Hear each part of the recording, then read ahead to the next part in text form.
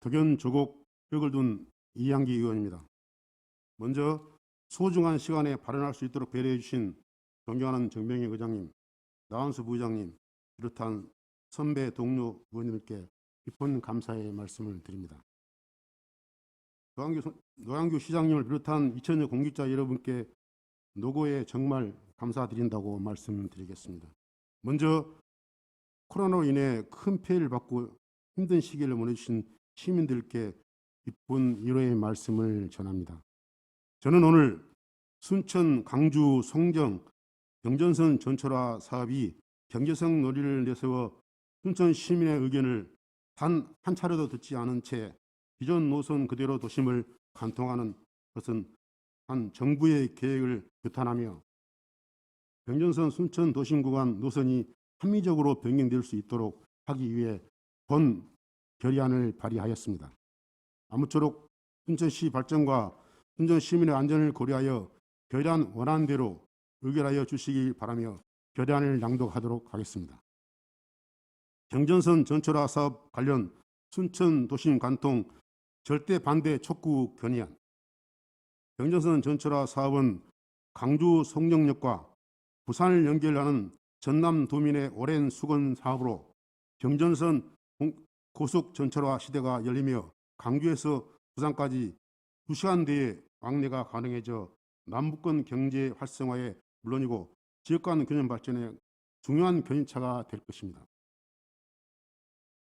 경전선이 개통된 지 100년이 넘은 지금 인구 증가, 도심 팽창, 순천역을 지나는 노선은 이미 도심의 중심이 되어 있습니다.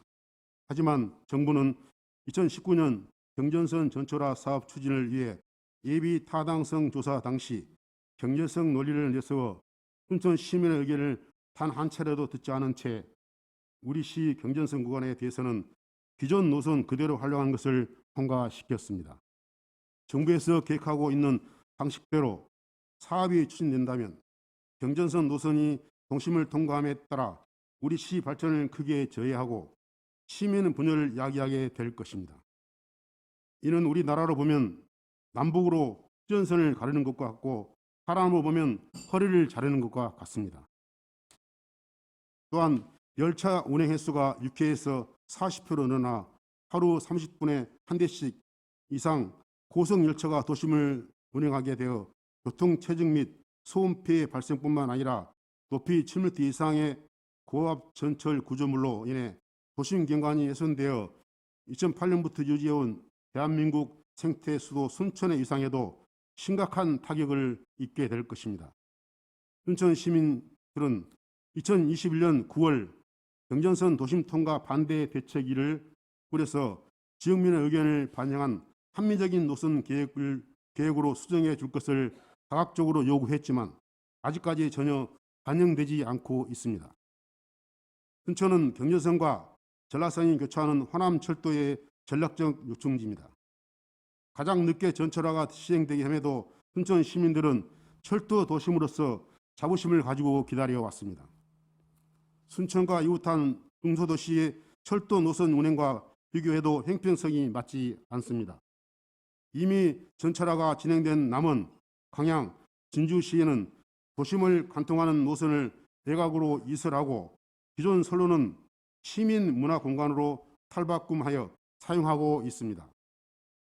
90여 년간 사용해온 기존 노선을 국토교통부의 당초 계획대로 사업을 추진할 경우 순천시 도심은 3등분이 되어 향후 도시 발전에 크게 제한하는 요인으로 작용될 것입니다.